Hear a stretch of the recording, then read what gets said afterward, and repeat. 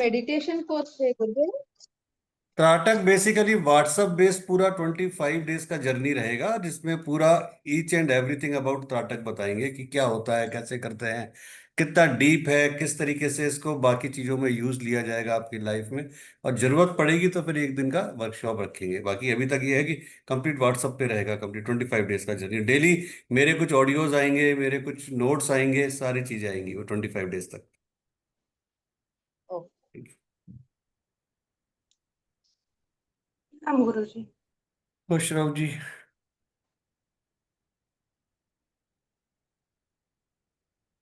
चलिए शुरुआत करते हैं अपने आज के सफर की। श्री राम जय राम, श्री राम जय जय राम, श्री राम जय राम, श्री राम जय राम, श्री राम जय राम, श्री राम जय राम, श्री राम जय राम, श्री राम जय राम, श्री राम जय राम, भज राम जय राम, श्री राम जय राम। हनुमान अंजनी सुत वायुपुत्र महाबली, रामेश फागुन सखा पिंगाशो, अमित विक्रम उदधि कमठ, सीता शोकनाशन, लक्ष्मण प्राणदाता दशग्रीव दरबार। गुरु ब्रह्मा गुरु विष्णु गुरुदेवो महेश्वर, गुरु साक्षात परब्रह्म तस्मै श्री गुरुवे नमः, तस्मै श्री गुरुवे नमः, तस्मै श्री गुरुवे नमः।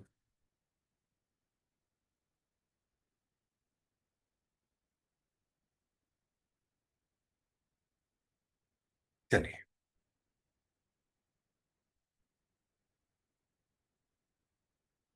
श्री हरि श्रीमद् भगवत गीता। आज भगवत गीता में तीसरा अध्याय। ओम अथ तृतीयोध्याय। अर्जुन उवाच। अर्जुन बोले, हे जनार्दन, यदि आपको कर्म की अपेक्षा ज्ञान श्रेष्ठ मानने हैं तो फिर हे केशव मुझे भयंकर कर्म में क्यों लगाते हैं। आप मिले हुए से वचनों से मेरी बुद्धि को मानो मोहित कर रहे हैं। इसलिए उस एक बात को निश्चय करके कहिए जिससे मैं कल्याण को प्राप्त हो जाऊं। श्री भगवान उवाच। श्री भगवान बोले, हे निष्पाप, इस लोक में दो प्रकार की निष्ठा मेरे द्वारा पहले कही गई है। उनमें से सांख्य योगियों की निष्ठा तो ज्ञान योग से और योगियों की निष्ठा कर्म योग से होती है। मनुष्य ना तो कर्मों का आरंभ किए बिना निष्कर्मता को यानी योग निष्ठा को प्राप्त होता है, और ना कर्मों के केवल त्याग मास से सिद्धि यानी सांख्य निष्ठा को ही प्राप्त होता है। निस्संदेह कोई भी मनुष्य किसी भी काल में क्षण मात्र भी बिना कर्म किए नहीं रहता, क्योंकि सारा मनुष्य समुदाय प्रकृति जनित गुणों द्वारा परवश हुआ कर्म करने के लिए बाध्य किया जाता है। जो मूढ़ बुद्धि मनुष्य समस्त इंद्रियों को हठ पूर्वक ऊपर से रोककर मन से उन इंद्रियों के विषयों का चिंतन करता रहता है, वह मिथ्याचारी अर्थात दंभी कहा जाता है। किंतु हे अर्जुन, जो पुरुष मन से इंद्रियों को वश में करके अनासक्त हुआ समस्त इंद्रियों द्वारा कर्म योग का आचरण करता है वही श्रेष्ठ है। तू शास्त्र विहित कर्तव्य कर्म कर, क्योंकि कर्म ना करने की अपेक्षा कर्म करना श्रेष्ठ है, तथा कर्म ना करने से तेरा शरीर निर्वाह भी नहीं सिद्ध होगा। यज्ञ के निमित्त किए जाने वाले कर्मों के से अतिरिक्त दूसरे कर्मों में लगा हुआ यह मनुष्य समुदाय कर्मों से बनता है। इसलिए हे अर्जुन, तो आसक्ति से रहित होकर उस यज्ञ के निमित्त ही भली भांति कर्तव्य कर्म कर। प्रजापति ब्रह्मा ने कल्प के आदि में यज्ञ सहित प्रजाओं को रचकर उनसे कहा कि तुम लोग इस यज्ञ के द्वारा वृद्धि को प्राप्त हो, और यह यज्ञ तुम लोगों को इच्छित भोग प्रदान करने वाला हो। तुम लोग इस यज्ञ के द्वारा देवताओं को उन्नत करो, और वे देवता तुम लोगों को उन्नत करें। इस प्रकार निस्वार्थ भाव से एक दूसरे को उन्नत करते हुए तुम लोग परम कल्याण को प्राप्त हो जाओगे। यज्ञ के द्वारा बढ़ाए हुए देवता तुम लोगों को बिना मांगे ही इच्छित भोग निश्चय ही देते रहेंगे। इस प्रकार उन देवताओं के द्वारा दिए गए भोगों को जो पुरुष उनको बिना दिए स्वयं भोगता है वह चोर ही है। यज्ञ से बचे हुए अन्न को खाने वाले शेष पुरुष सब पापों से मुक्त हो जाते हैं, और जो पापी लोग अपना शरीर पोषण करने के लिए हिन पकाते हैं वे तो पाप को ही खाते हैं। संपूर्ण प्राणी अन्न से उत्पन्न होते हैं। अन्न की उत्पत्ति वृष्टि से होती है, वृष्टि यज्ञ से होती है, और यज्ञ विहित कर्मों से उत्पन्न होने वाला है। कर्म समुदाय को तो वेद से उत्पन्न और वेद को अविनाशी परमात्मा से उत्पन्न हुआ जान। इससे सिद्ध होता है कि सर्वव्यापी परम अक्षर परमात्मा सदा ही यज्ञ में प्रतिष्ठित है। हे पार्थ, जो पुरुष इस लोक में इस प्रकार परंपरा से प्रचलित षष्ठी चक्र के अनुकूल नहीं बरता, अर्थात अपने कर्तव्य का पालन नहीं करता, वे इंद्रियों के द्वारा भोगों में रमण करने वाला पापायु पुरुष व्यर्थ ही जीता है। परंतु जो मनुष्य आत्मा में ही रमण करने वाला और आत्मा में ही तृप्त तथा आत्मा में ही संतुष्ट हो, उसके लिए कोई कर्तव्य नहीं है। उस महापुरुष का इस विश्व में ना तो कर्म करने से कोई प्रयोजन रहता है और ना कर्मों के ना करने से कोई प्रयोजन रहता है, तथा संपूर्ण प्राणियों में भी इसका किंचित मात्र भी स्वार्थ का संबंध नहीं रहता। इसलिए तू निरंतर आसक्ति से रहित होकर सदा कर्तव्य कर्म को भली भांति करता रहे, क्योंकि आसक्ति से रहित होकर कर्म करता हुआ मनुष्य परमात्मा को प्राप्त हो जाता है। जनकादि ज्ञानी जन भी आसक्ति रहित कर्म द्वारा ही परम सिद्धि को प्राप्त हुए थे। इसलिए तथा लोक संग्रह को देखते हुए भी तू कर्म करने के ही योग्य है, अर्थात तुझे कर्म करना ही उचित है। श्रेष्ठ पुरुष जो जो आचरण करता है, अन्य पुरुष भी वैसा वैसा ही आचरण करते हैं। वह जो कुछ प्रमाण कर देता है, समस्त मनुष्य समुदाय उसी के अनुसार बरतने लग जाता है। हे अर्जुन, मुझे इन तीनों लोकों में ना तो कुछ कर्तव्य है और ना कोई भी प्राप्त करने योग्य वस्तु अप्राप्त है, तो भी मैं कर्म में ही बरतता हूँ। क्योंकि हे पार्थ, यदि कदाचित मैं सावधान होकर कर्मों में ना बरतूं तो बड़ी हानि हो जाए, क्योंकि मनुष्य सब प्रकार से मेरे ही मार्ग का अनुसरण करते हैं। इसलिए यदि मैं कर्म ना करूं तो ये सब मनुष्य नष्ट भ्रष्ट हो जाएं और मैं संकरता का करने वाला हूं तथा समस्त प्रजा को नष्ट करने वाला बनूं। हे भारत, कर्म में आसक्त हुए अज्ञानी जन जिस प्रकार कर्म करते हैं, आसक्ति रहित विद्वान भी लोक संग्रह करना चाहता है उसी प्रकार कर्म करे। परमात्मा के स्वरूप में अटल स्थित हुए ज्ञानी पुरुष को चाहिए कि वह शास्त्र विहित कर्मों में आसक्ति वाले अज्ञानियों की बुद्धि में भ्रम अर्थात कर्मों में अश्रद्धा उत्पन्न ना करे, किंतु स्वयं शास्त्र विहित समस्त कर्म भली भांति करता हुआ उनसे भी वैसे ही करवावे। वास्तव में संपूर्ण कर्म सब प्रकार से प्रकृति के गुणों द्वारा किए जाते हैं, तो भी जिसका अंतःकरण अहंकार से मोहित हो रहा है, ऐसा अज्ञानी मैं करता हूं ऐसा मानता है। परंतु हे महाबाहो, गुण विभाग कर्म विभाग के तत्व को जानने वाला ज्ञान योगी संपूर्ण गुण ही गुणों में बरत रहे हैं ऐसा समझकर उनमें आसक्त नहीं होता। प्रकृति के गुणों से अत्यंत मोहित हुए मनुष्य गुणों में और कर्मों में आसक्त रहते हैं। उन पूर्णतया न समझने वाले मंद बुद्धि अज्ञानियों को पूर्णतया जानने वाला ज्ञानी विचलित ना करे। मुझ अंतर्यामी परमात्मा में लगे हुए चित्त द्वारा संपूर्ण कर्मों को मुझ में अर्पण करके आशा रहित, ममता रहित, संताप रहित होकर युद्ध कर। जो कोई मनुष्य दोष दृष्टि से रहित और श्रद्धा युक्त होकर मेरे इस मत का सदा अनुसरण करते हैं, वे भी संपूर्ण कर्मों से छूट जाते हैं। परंतु जो मनुष्य मुझ में दोषारोपण करते हुए मेरे मत के अनुसार नहीं चलते हैं, उन मूर्खों को तो संपूर्ण ज्ञानों में मोहित और नष्ट हुए समझ। सभी प्राणी प्रकृति को प्राप्त होते हैं, अर्थात अपने स्वभाव के परवश हुए कर्म करते हैं। ज्ञानवान भी अपनी प्रकृति के अनुसार चेष्टा करता है, फिर इसमें किसी का हट क्या करेगा। इंद्रिय इंद्रिय के अर्थ में अर्थात प्रत्येक इंद्रिय के विषय में राग और द्वेष छुपे हुए स्थित हैं। मनुष्य को उन दोनों के वश में नहीं होना चाहिए, क्योंकि वे दोनों ही इसके कल्याण मार्ग में विघ्न करने वाले महान शत्रु हैं। अच्छी प्रकार आचरण में लाए हुए दूसरे के धर्म से गुण रहित भी अपना धर्म अति उत्तम है। अपने धर्म में तो मरना भी कल्याणकारक है और दूसरे का धर्म भय को देने वाला है। अर्जुन उवाच। अर्जुन बोले, हे कृष्ण, तो फिर ये मनुष्य स्वयं ना चाहता हुआ भी बलात् लगाए हुए भांति की किससे प्रेरित होकर पाप का आचरण करता है। श्री भगवान उवाच। श्री भगवान बोले कि रजोगुण से उत्पन्न हुआ यह काम ही क्रोध है। यह बहुत खाने वाला अर्थात भोगों से कभी ना आधाने वाला बड़ा पापी है। इसको ही तू इस विषय में वैरी जान। जिस प्रकार धुएं से अग्नि और मैल से दर्पण ढका जाता है तथा जिस प्रकार जेर से गर्भ ढका रहता है, वैसे ही उस काम के द्वारा एक ज्ञान ढका रहता है। और हे अर्जुन, इस अग्नि के समान कभी न पूर्ण होने वाले कामरूप ज्ञानियों के नित्य वैरी के द्वारा मनुष्य का ज्ञान ढका हुआ है। इंद्रियां, मन, बुद्धि, ये सब इसके वास स्थान कहे जाते हैं। यह काम इन मन, बुद्धि और इंद्रियों के द्वारा ही ज्ञान को आच्छादित करके जीवात्मा को मोहित करता है। इसलिए हे अर्जुन, तू पहले इंद्रियों को वश में करके इस ज्ञान और विज्ञान का नाश करने वाले महान पापी काम को अवश्य ही बलपूर्वक मार डाल। इंद्रियों को स्थूल शरीर से पर यानी श्रेष्ठ, बलवान और सूक्ष्म कहते हैं। इन इंद्रियों से परे मन है, मन से भी परे बुद्धि है और बुद्धि से भी अत्यंत परे वह आत्मा है। इस प्रकार बुद्धि से परे अर्थात सूक्ष्म, बलवान और अत्यंत श्रेष्ठ आत्मा को जानकर और बुद्धि के द्वारा मन को वश में करके हे महाभाव, तू इस काम रूप दुर्जय शत्रु को मार डाल।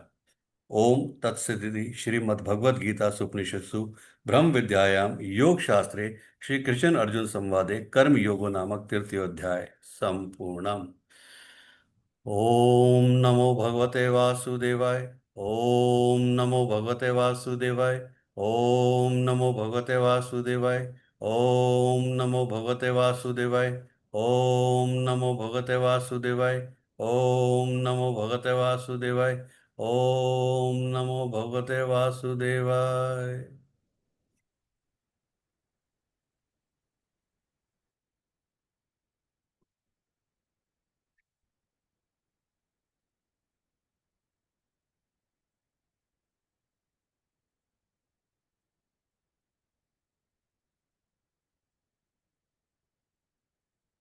श्री राम जय राम जय जय राम। श्री राम जय राम जय जय राम। श्री राम जय राम जय जय राम। बालकांड। श्री रामचंद्र जी ने सब बालकों को प्रेम के वश जानकर स्थानों की प्रेम पूर्वक प्रशंसा की। वे सब अपनी अपनी रुचि के अनुसार उन्हें बुला लेते हैं और दोनों भाई प्रेम सहित उनके पास चले जाते हैं। कोमल, मधुर और मनोहर वचन कहकर श्री राम जी अपने छोटे भाई लक्ष्मण को रचना दिखलाते हैं, जिनकी आज्ञा पाकर माया लव निमेष ब्रह्मांड के समूह रच डालती है। वहीं दीनों पर दया करने वाले श्री राम जी भक्ति के कारण धनुष यज्ञशाला को चकित होकर देख रहे हैं। इस प्रकार सब कौतुक देखकर वे गुरु के पास चले। देर हुई जानकर उनके मन में डर है। जिनके भय से भी डर को डर लगता है, वही प्रभु भजन का प्रभाव दिखला रहे हैं। उन्होंने कोमल, मधुर और सुंदर बातें कहकर बालकों को जबरदस्ती विदा किया। फिर भय, प्रेम, विनय और बड़े संकोच के साथ दोनों भाई गुरु के चरण कमलों में सिर नवाकर आज्ञा पाकर बैठे। रात्रि का प्रवेश होते ही मुनि ने आज्ञा दी। तब सबने संध्या वंदन किया। फिर प्राचीन कथाएं तथा इतिहास कहते कहते सुंदर रात्रि दोपहर बीत गई। तब शेष मुनि ने जाकर शयन किया। दोनों भाई उनके चरण दबाने लगे। जिनके चरण कमलों के लिए वैराग्य ज्ञान पुरुष भी भांति भांति के जप और योग करते हैं, वे ही दोनों भाई मानो प्रेम से जीते हुए प्रेम पूर्वक गुरु के चरण कमलों को दबा दबा रहे हैं। मुनि ने बार बार आज्ञा दी। तब श्री रघुनाथ जी ने जाकर शयन किया।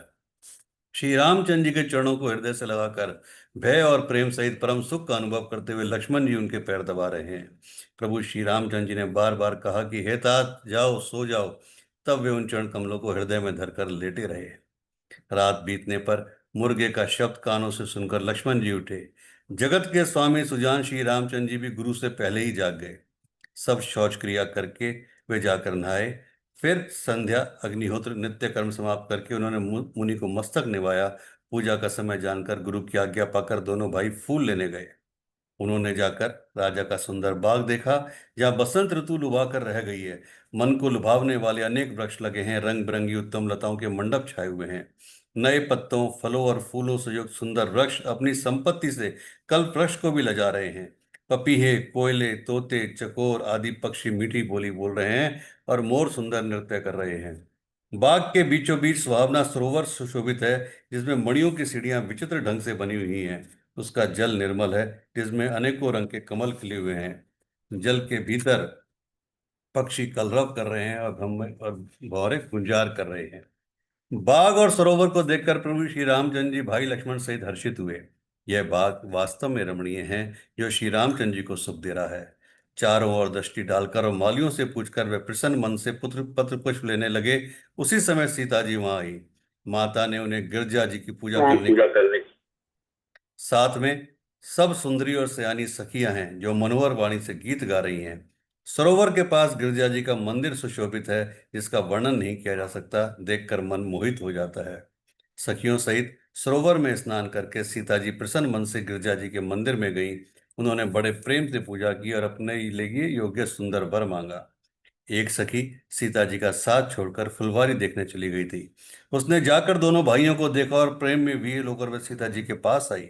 सखियों ने उसकी दशा देखी कि उसका शरीर पुलकित है, नेत्रों में जल भरा है। सब कोमल वाणी से पूछने लगे कि आप प्रसन्नता का कारण बता। उसने कहा कि दो राजकुमार बाग देखने आए हैं। किशोर अवस्था के हैं और सब प्रकार से सुंदर हैं। वे सांवले और गोरे रंग के हैं। उनके सौंदर्य को मैं कैसे बखान कर कहूँ। वाणी बिना नेत्र की है और नेत्रों के वाणी नहीं है। यह सुनकर और सीता जी के हृदय में बड़ी उत्कंठा जानकर सब सयानी सखियां प्रसन्न हुई। तब एक सखी कहने लगी कि हे सखी, ये वही राजकुमार है जो सुना है कि कल विश्वामित्र मुनि के साथ आए हैं और जिन्होंने अपने रूप की मोहिनी डालकर नगर के स्त्री पुरुषों को अपने वश में कर लिया है। जहां तहां सब लोग उनकी छवि का वर्णन कर रहे हैं, अवश्य उन्हें देखना चाहिए, वे देखने ही योग्य है। उसके वचन सीता जी को अत्यंत प्रिय लगे और दर्शन के लिए उनके नेत्र अकुला उठे। उसी प्यारी सखी को आगे करके सीता जी चली। पुरानी प्रीति को कोई रोक नहीं पाता। नारद जी के वचनों का स्मरण करके सीता जी के मन में पवित्र प्रीति उत्पन्न हुई। वे चकित होकर सब और इस तरह देख रही हैं मानो डरी हुई मृगछियोनी इधर उधर देख रही हो। हाथों में कंकण, करधनी और पाइजेब के शब्द सुनकर श्री रामचंद्र जी के हृदय में विचार कर लक्ष्मण कहते हैं, यह ध्वनि ऐसी आ रही है मानो कामदेव ने विश्व को जीतने का संकल्प करके डंके पर चोट मारी हो। ऐसा कहकर श्री रामचंद्र जी ने फिर कर उस ओर देखा।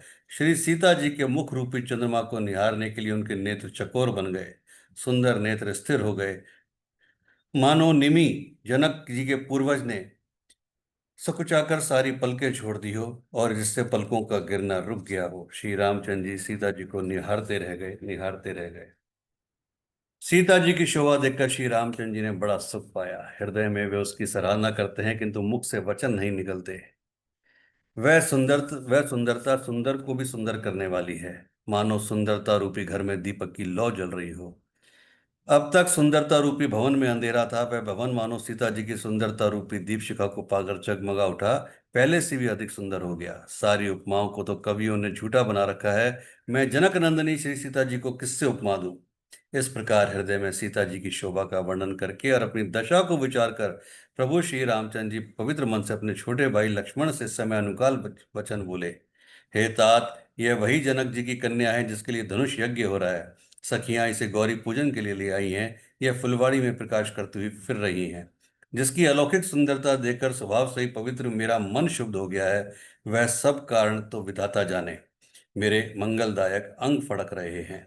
रघुवंशियों का यह सहज स्वभाव है कि उनका मन कभी कुमार्ग पर पैर नहीं रखता।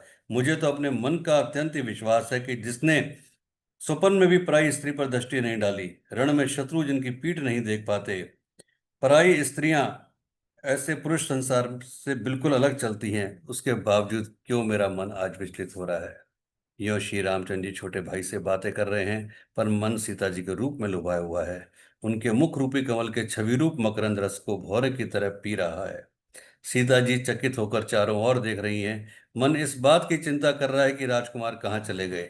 बाल मृग नैनी सीता जी जहां जहां दृष्टि डालती हैं वहां मानो श्वेत कमलों की कतार बरस जाती है। तब सखियों ने लता की ओट में सुंदर श्याम और गौर कुमारों को दिखलाया। उनके रूप को देखकर नेत्र ललचा उठे। वे ऐसे प्रसन्न हुए मानो उन्होंने अपना खजाना पहचान लिया हो। श्री रघुनाथ जी की छवि देखकर नेत्र चकित हो गए। पलकों ने भी गिरना छोड़ दिया। अधिक स्नेह के कारण शरीर बेकाबू हो गया, मानो शरद ऋतु के चंद्रमा को चकोरी देखकर बेसुध हो गया हो। नेत्रों के रास्ते श्री रामचंद्र जी को हृदय में लाकर चतुर शिरोमणि जानकी जी ने पलकों के किवाड़ लगा दिए। जब सखियों ने सीता जी को प्रेम के वश जाना, तब वे मन में सुखचा गई, कुछ कह नहीं सकती थी। उसी समय दोनों भाई तथा मंडप कुंज में प्रकट हुए, मानो दो निर्मल चंद्रमा बादलों के पर्दे को हटाकर निकले हों। दोनों सुंदर भाई शोभा की सीमा है। उनके शरीर की आभा नीले और पीले कमल की सी है। सिर पर सुंदर मोर पंख सुशोभित है। उनके बीच बीच में फूलों की कलियों के गुच्छे लगे हैं। माथे पर तिलक और पसीने की बूंदें शोभायमान हैं। कानों में सुंदर भूषणों की छवि छाई है। टेढ़ी भौहें और घुंघराले बाल हैं। नए लाल कमल के समान नेत्र हैं। ठोड़ी, नाक और गाल बहुत सुंदर हैं और हंसी की शोभा मन को मोल लिए लेती है।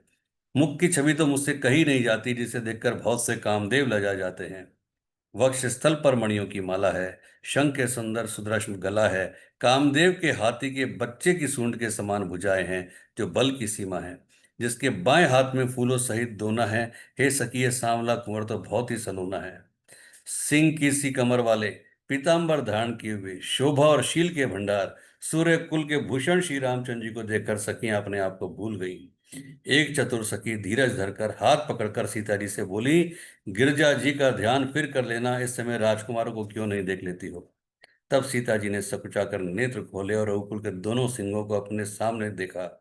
नख से शिखा तक श्री रामचंद्र जी की शोभा देखकर और फिर पिता का प्रण याद करके उनका मन बहुत शुद्ध हो गया। जब सखियों ने सीता जी को प्रेम के वश देखा, तब सब भयभीत होकर कहने लगी, बड़ी देर हो गई, अब चलना चाहिए, कल इस समय फिर आएंगी। ऐसा कहकर एक सखी मन में हंसी। सखी की ये रहस्यमय वाणी सुनकर सीता जी सकुचा गईं। देर हो गई जान उन्हें माता का भय लगा। बहुत धीरज धरकर वह श्री रामचंद्र जी को हृदय में ले आईं और उनका ध्यान करते हुए अपने पिता के अधीन जानकर लौट चली।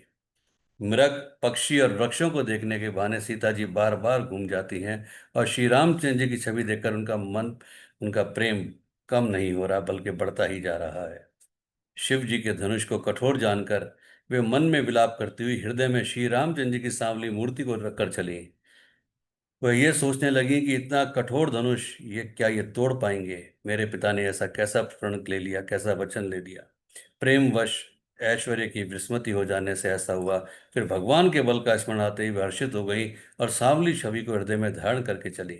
प्रभु श्री रामचंद्र जी ने जब सुख, स्नेह, शोभा और गुणों की खान श्री जानकी जी को जाती हुई जाना, तब प्रेम की कोमल स्याही बनाकर उनके स्वरूप को अपने सुंदर चित्ररूपी भित्ति पर चित्रित कर लिया। सीता जी पुनः भवानी जी के मंदिर में गई और उनके चरणों की वंदना करके हाथ जोड़कर बोली कि हे श्रेष्ठ पर्वतों के राजा, हिमाचल की पुत्री पार्वती, आपकी जय हो, जय हो, जय हो। हे महादेव जी के मुख रूपी चंद्रमा की चकोरी, आपकी जय हो, जय हो, जय हो। हाथी के मुख वाले गणेश जी और 6 मुख वाले स्वामी कार्तिकेय की माता, हे जगत जननी, हे बिजली किसी कांति शरीर वाली, आपकी जय हो, जय हो, जय हो। आपका ना आदि है, ना मध्य है, ना अंत है। आपके असीम प्रभाव को वेद भी नहीं जानते। आप संसार को उत्पन्न, पालन और नाश करने वाली हैं, विश्व को मोहित करने वाली और स्वतंत्र रूप से विहार करने वाली हैं। पति को इष्ट देव मानने वाली श्रेष्ठ नारियों में हे माता आपकी प्रथम गणना है। आपकी अपार महिमा को हजारों सरस्वती और शेष जी भी नहीं कह सकते। हे वर देने वाली, हे त्रिपुर के शत्रु शिव जी की प्रिय पत्नी, आपकी सेवा करने से चारों फल सुलभ हो जाते हैं। हे देवी, आपके चरण कमलों की पूजा करके देवता, मनुष्य और मुनि सभी सुखी हो जाते हैं। मेरे मनोरथ को आप भली भांति जानती हैं, क्योंकि आप सदा सबके हृदय रूपी नगर में निवास करती हैं। इसी कारण मैंने उसको प्रकट नहीं किया। ऐसा कहकर जानकी जी ने उनके चरण पकड़ लिए। गिरिजा जी सीता जी के विनय और प्रेम के वश में हो गई। उनकी माला खिसक पड़ी और मूर्ति मुस्कुराई। सीता जी ने आदर पूर्वक उस प्रसाद को सिर पर धारण किया। गौरी जी का हृदय हर्ष से भर गया और वे बोली, हे सीता, हमारी सच्ची आशीष सुनो, तुम्हारी मनकामना पूरी होगी। नारद जी का वचन सदा पवित्र और सत्य है। जिसमें तुम्हारा मन अनुरक्त हो गया है, वही वर तुमको मिलेगा। जिसमें तुम्हारा मन अनुरक्त हो गया है, वही स्वभाव से सुंदर सांवला वर तुमको मिलेगा। वह दया का खजाना और सुजान है, तुम्हारे शील और स्नेह को जानता है। इस प्रकार श्री गौरी जी का आशीर्वाद सुनकर जानकी जी और सारी सखियां बहुत हर्षित हुई। तुलसीदास जी कहते हैं, भवानी जी को बार बार प्रणाम करके सीता जी प्रसन्न मन से राजमहल को लौट चली। गौरी जी को अनुकूल जानकर सीता जी के हृदय को जो हर्ष हुआ वह कहा नहीं जा सकता। सुंदर मंगलों के मूल उनके बाएं अंग फड़कने लगे। हृदय में सीता जी के सौंदर्य की सराहना करते हुए दोनों भाई गुरु जी के पास गए। श्री रामचंद्र जी ने विश्वामित्र जी से सब कुछ कह दिया, क्योंकि उनका सरल स्वभाव है, छल तो उसे छूता भी नहीं।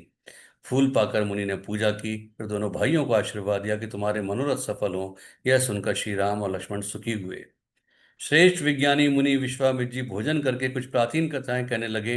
इतने में दिन बीत गया और गुरु की आज्ञा से पाकर दोनों भाई संध्या करने चले। पूरब दिशा में सुंदर चंद्रमा का उदय हुआ। श्री रामचंद्र जी ने उसे सीता के मुख के समान देखकर सुख पाया। फिर मन में विचार किया कि चंद्रमा सीता जी के मुख के समान नहीं है। खारे समुद्र में तो इसका जन्म हुआ, फिर विष इसका भाई। दिन में ये मलिन रहता है और कलंक है, और इसके ऊपर कलंक है, क्योंकि इसके ऊपर एक दाग है। बेचारा गरीब चंद्रमा सीता जी के मुख की बराबरी कैसे कर सकता है। फिर ये घटता बढ़ता है और विरहिणी स्त्रियों को दुख देने वाला है। राहु अपनी संधि में पाकर इसे ग्रस लेता है। चकवे को शोक देने वाला और कमल का वैरी है। ये चंद्रमा तुझमें बहुत से अवगुण हैं जो सीता जी में बिल्कुल भी नहीं है। अतः जानकी जी के मुख की तुझे उपमा देने में बड़ा अनुचित कर्म करने का दोष लगेगा। इस प्रकार चंद्रमा के बाने सीता जी के मुख की छवि का वर्णन करके बड़ी रात हो गई, यह सब जान वे गुरु जी के पास गए। श्री राम जय राम, जय जय राम। श्री राम जय राम, जय जय राम। श्री राम जय राम, जय जय राम।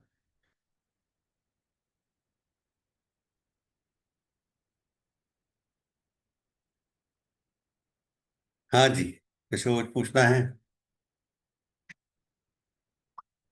चलो, बढ़िया। हाँ जी, धर्मिष्ठा जी। गुरुदेव, हाँ जी। हमने गीता के अध्याय पढ़े पहले, बराबर। उसमें हाँ गीता हमने पहले गीता पढ़ी ना, भागवत गीता हमने पढ़ी अभी। हाँ, हेलो। बोलो ना। उसमें हमने पहले 2 अध्याय में सांख्य योग का पढ़ा, अभी अभी कर्म योग पढ़ रहे हैं। तो पहले अध्याय में सांख्य योग का समझाया था पूरा डिटेल, पर मुझे थोड़ा उस टाइम से भी नहीं समझ आया था, तो वो थोड़ा समझना। सांख्य योग का, क्या थोड़ा समझ नहीं आया आपको? सांख्य योग का गुरुदेव, नहीं, क्या समझ में नहीं आया सांख्य योग में? ये तो मुझे समझ में आया कि ये चीज समझ में नहीं आई पर्टिकुलर। हाँ, सांख्य योग तो बहुत बड़ा है। क्या समझ में नहीं आया उसमें? उसमें जो 2 डिफरेंस बताए थे ना, पहले चैप्टर में हमने पढ़े ना, कर्म योग और सांख्य योग में।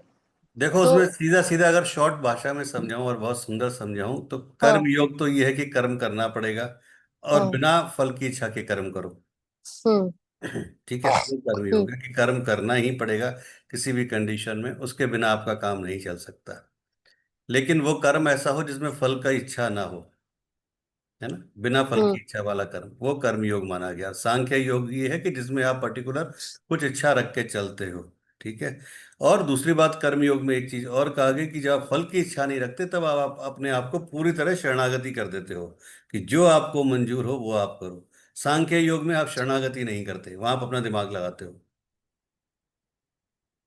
यहाँ पर आप पूरी तरह शरणागति कर देते हो कि मुझे नहीं पता, मेरी ये इच्छा है कि मेरा ये काम हो जाए, अब बाकी आपके ऊपर है। मुझे तो कुछ आइडिया नहीं है कि ये काम मेरे लिए अच्छा है या बुरा। आपको जो सही लगे वो बोलना, मैं तो अपने मन से कह रही हूँ कि मेरे को ये कर देना। पर मैं सही हूं या गलत मुझे नहीं पता, आपको जो सही लगे आप वही करना, मेरी बातों पे मत जाना, वो कर्मयोग हम्म। 1 मिनट गुरुदेव, कोई आया है। है। अरे, आराम से। बोलो।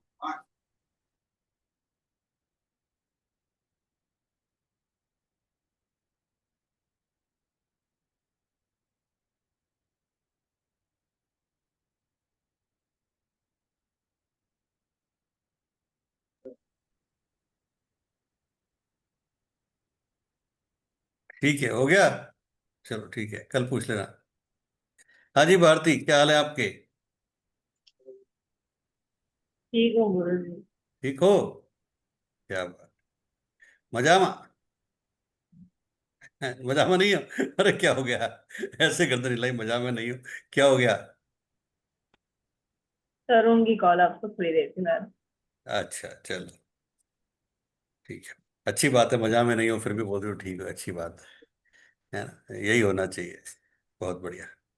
चलो, थैंक यू वेरी मच आप सबका ज्वाइन करने के लिए। ईश्वर आप सबको मान सम्मान दे, धन दौलत दे, स्वस्थ रखे, निरोगी रखे, और कल में आपकी यात्रा को आगे बढ़ाए। राधे राधे।